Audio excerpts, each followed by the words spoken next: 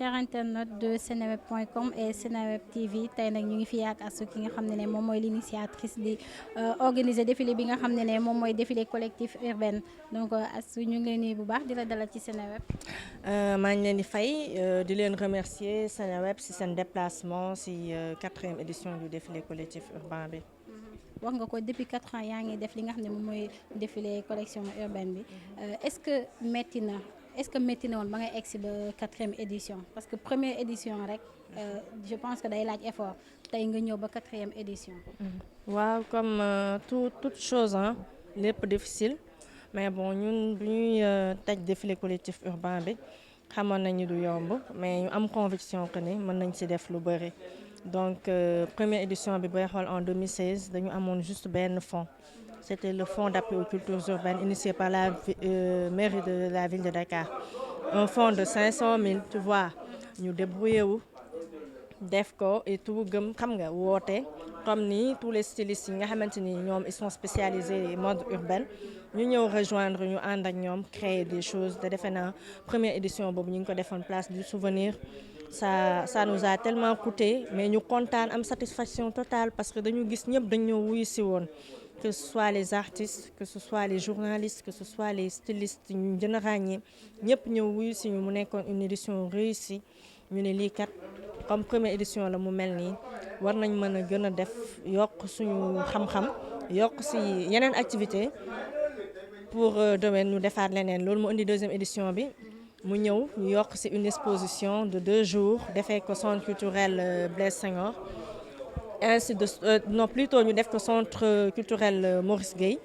après ak aide de fondation Sococim ñu def ko ak suñu propre moyen boobu amaatuñu woon sax fonds mais 3e édition bi ñu ñëw déposer FDCU ñu ak octroyer ñu fonds bi nga xam ne moo ñu permettre daal ñu def ko centre culturel régional Blaise Senghor invité ñu bëri une dizaine de stylistes ñëw participer ci ba ren ñu ñëw ci 4e édition bi donc metti woon na mais conviction bi ñu am rek ak amour bi ñu am pour mode bi amour bu ñu am pour jeunesse sénégalaise bi conviction bi ñu am que ni war nañ mën toog ci dëkk bi créer des choses l'internationaliser dooleel suñu réew à travers la culture moo tax ñu egg ci ba ci 4e édition bi. yan jafe-jafe nga ci gën a rencontrer depuis première 2e 3e ba 4e bi ñu toll nii yan jafe-jafe nga ci gën a am souvent. jafe-jafe bi c'est déjà man styliste la donc chaque année même su ma bokkul ci concours bi damay accompagner styliste yi donc jafe-jafe bi mooy di nga war a nekk passer ay jours yu bari yoo xam ne doo nelaw parce que yaa ngi ci organisation bi su guddee yaa ngi ñaw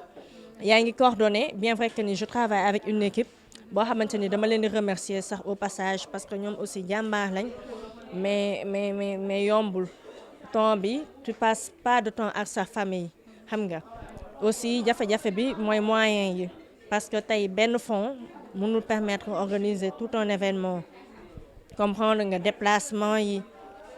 coordination bi xam nga à chaque fois yooyu yëpp noonu manque de moyens dafay am mais 2 ans yi ñu ngi sant yàlla parce que FDCU bi permettre nañu ñu mën a am loo xamante ni dinañ ko jox styliste yi te pour man loolu mooy loolu la ñuy ñaan chaque année mu am loo xam ne dinañ ko apporter de plus def nañ fi ay 2 jours d'exposition cette année coronavirus bi xam nga c'est pas évident mais on avait prévu des ateliers pour ay jeunes initier leen ci mode urbaine bi wan leen nu ñuy defee sérigraphie t-shirt yi nan la ñu mën a associer ay tissus pour créer leen lu original touche africaine bi di feeñ suñu collection yi ak leneen on avait aussi décidé d'octroyer 2 participants ku nekk chèque bu 500 000 malheureusement ak coronavirus bi ak yàq na lu bëri on n'a pas pu recevoir fonds bi nga xam ne moom lañ doon demander mais aussi ñu sant parce que FDCU octroyé nañu fonds boo xam ne moo ñu permettre ñu mën a organiser lu mel nii. ñu gis ni comme vax bi ñun ci pël yi dañ koy woowee comme genre léppi moom lañ koy woowee ñu gis sa collection bi nga indi sànq def nga ci ay veste def ci pull def ci ay caay yu soxor def nga ci daal ay affaires yoo xam ne souvent daawuñu ko gis nit ñi di ko ñëwee tissu boobu donc lu tax nga choisir jël vax bi def ci loo xam ne avant ci yeneen tissu lañ ko doon gisee. waaw déjà man depuis la première édition man lépp lu may ñaw touche africaine daf ci reflété parce que man dama gëm ne ñun li may faral di wax Africa is the future pour man ñun ñoo yor futur àdduna bi économiquement parlant, culturellement parlant. Pour man donc bu ma waxee créer damay bëgg africanité bi mu feeñ boo xoolee dafa am récemment benn concours bu tuddoon concours Napi Miss et Mister Napi bu club Napi organisé woon mu nekk sama partenaire ma dem jëli ji foofu noonu ay mannequin boo xoolee ñoom ñëpp ñu nekk Napi cheveux naturels. Tu vois man africanité boobu laa bëgg ñu wane que ni ñun on est fier d'être africain moo tax man sama collection yëpp te yaa ngi gis ma sol crêpe mais si biir crêpe bi ma dugal si suñu vax parce que pour man dañu war a enraciné wu dañu war a gëm ni que ni ñun am nañ ressource am nañ ay atout donc loolu moo tax ren ma ni collection boo xam ne dama ci associé vax associé ci bogolan parce que booy xool même bogolan bi c'est un motif léppi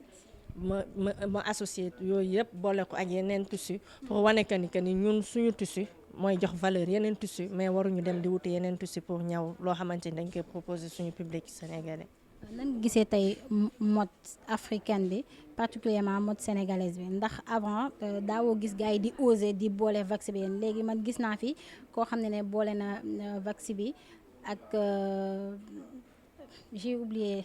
ak cuir boole na vax bi ak super 100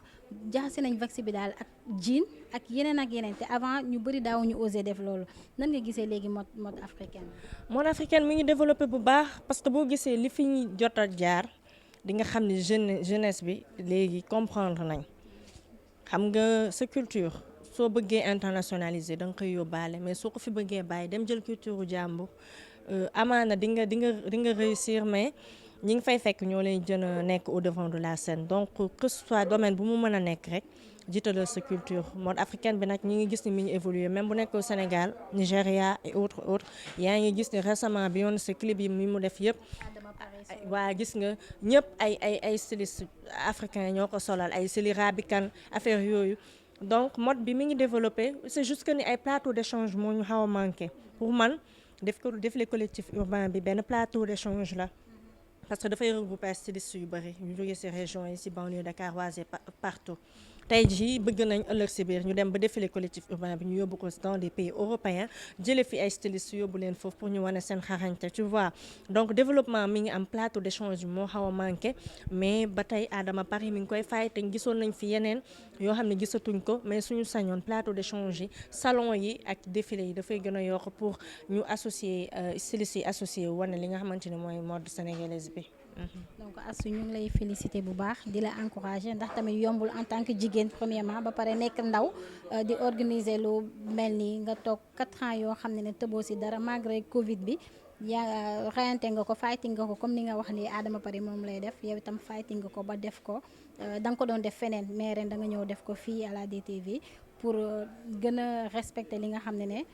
moom mooy geste barrière yi donc yow tam ñu ngi lay féliciter bu baax di la encourager. man aussi maa ngi leen di remercier vraiment ci seen déplacement nit ñi ngi gis seen liggéey